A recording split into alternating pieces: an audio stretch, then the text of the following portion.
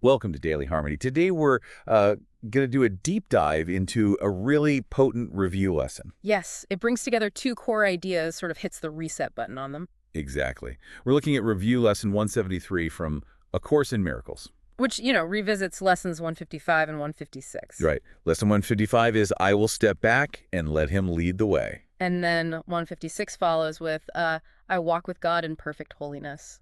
So our mission today, if you will, is to unpack what these really mean together. Yeah, how surrendering to guidance and, recognizing your own sacredness, how they intertwine. It sounds like a pathway to more peace, more clarity.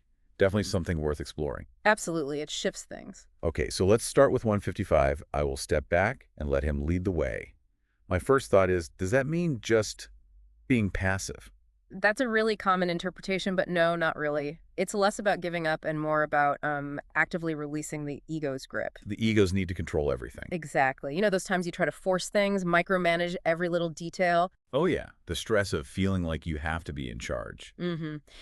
This lesson just offers another way. It's about opening up consciously to a different kind of direction. Divine guidance, as the Course puts it. Right. It's like saying, okay, maybe my way isn't the only way or even the best way right now. Acknowledging a bigger wisdom. Precisely. And that leads us so naturally into lesson 156. I walk with God in perfect holiness. This one shifts the focus inward, right, to who you fundamentally are. Yes, it's this powerful statement about your true nature. Yeah. Inherently sacred, connected. Connected to the divine, yeah. No. But what about those times we feel, well, the opposite?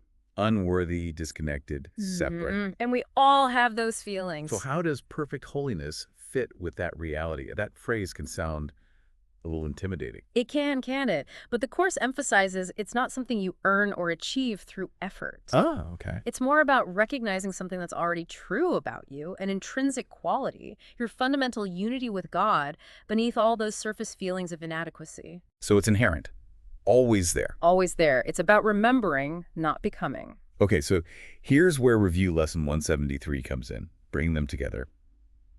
How do stepping back, the surrender and recognizing holiness, actually work in tandem? Well, they reinforce each other beautifully. Think about it. Stepping back, surrendering control.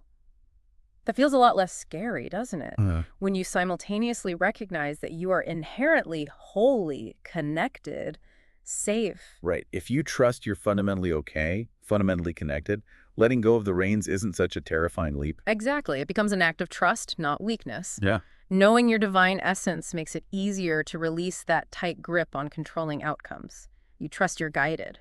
So the more I accept my holiness, the less I need to control, because I trust the guidance. You've got it. The source material calls them dual themes, like two sides of the same coin for growth. Interwoven threads. I like that. Yeah. Okay, let's make this practical. How do we actually do this? Let's talk about let him lead. The source mentions a surrender exercise. Yes, it's wonderfully simple. Basically, you use your breath. As you inhale, you silently affirm, I step back and let him lead the way. Okay. And as you exhale, you consciously release the thoughts of control, the worries, the urge to manage the situation. So like a mini mental reset. Exactly. You can do it anywhere, anytime you feel that tension, that urge to grip tighter. I can think of a few times today I could have used that. Yep. Like maybe you're facing a difficult conversation. Instead of rehearsing exactly what you'll say. You could pause, breathe, and mentally step back, affirming trust in guidance for the right words or approach. Yeah, releasing the need to perfectly script it. Trusting something else can flow through. It changes the energy immediately. Okay, and the other side? Walk with God in perfect holiness. How do we practice that? There's a holiness reflection mentioned. Right. This one is about actively noticing those moments you feel unworthy or disconnected. Which For sure. And when they do, you consciously counter those thoughts. You bring in affirmations like, I am one with God, or I am perfectly holy as God created me. So you're actively challenging the negative self-talk. Yes. It's about realigning your mind with the truth of your being, not letting those old mistaken ideas run the show. It feels like actively choosing a different perspective on yourself. It is. Think about a time maybe you felt really peaceful, really connected, maybe in nature, or just a quiet moment. Yeah. Could that feeling, that sense of rightness, be a glimpse of your inherent holiness? Oh, that's a great way to think about it. Like recognizing those moments as holiness surfacing. Exactly. They're reminders of what's always true underneath the noise. The source material also suggests keeping a guidance journal. Yeah. Why is that helpful? Well, writing things down makes them more concrete, doesn't it? True. If you track instances where you consciously chose surrender, where you stepped back and then note what happened, Hmm. you start to see the results. Ah, like collecting your own evidence that this actually works. Precisely.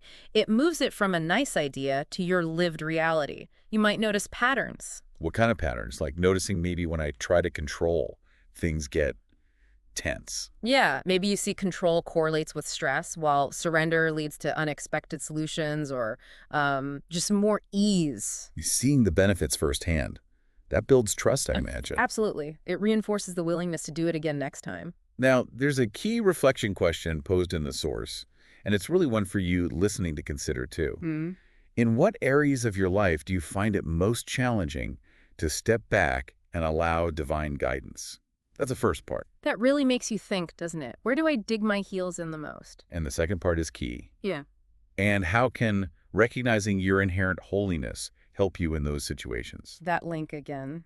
It suggests that the struggle to surrender is often tied to where the ego feels most vulnerable, most invested in control. Because the ego thrives on separation and feeling like it needs to manage everything. Right. But recognizing your holiness, your connection, your inherent safety, that directly undermines the ego's premise. It weakens its grip. So knowing I'm holy makes it less scary to let go in those tough areas. Exactly. It provides the foundation of trust needed for genuine surrender. So let's bring it all together. What's the real payoff here? The so what of embracing both stepping back and recognizing holiness. The so what is huge, really. It's about experiencing significantly less stress, more peace, a sense of flow instead of constant struggle. Choosing peace over control in difficult moments. That becomes more possible. Much more accessible, yes. Right. When you truly trust there's guidance available and you know your own inherent worthiness to receive it, the choice for peace feels natural, not forced. It changes the whole dynamic from feeling alone and burdened to supported. Supported, accompanied, like you're truly walking with God, as Lesson 156 says, not just conceptually, but feeling that presence. And sensing that presence. It's not always dramatic, right? Not necessarily voiced from the clouds. Usually not, no. It's often much subtler. A feeling of quiet knowing, maybe? Or a sense of calm washing over you when you expected anxiety? Or maybe an unexpected synchronicity, an opportunity popping up just when you let go of striving for it. Yes. That kind of gentle support that shows you're not steering the ship alone. It's the peace that comes when you've truly stepped back. Wow. So this review, Lesson 173, revisiting Let Him Lead and Walk with God. It really is a profound invitation. It is. An invitation to lay down the heavy weight of trying to manage the universe by yourself. And instead to embrace the truth of your connection, your inherent sacredness. Yeah.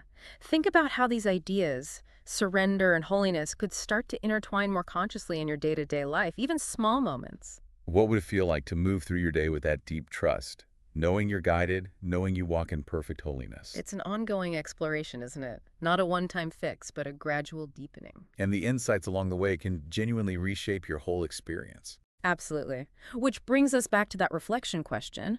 It's worth sitting with. Definitely. In what areas is it hardest to step back? And how can remembering your holiness help right there in that specific challenge? That personal inquiry.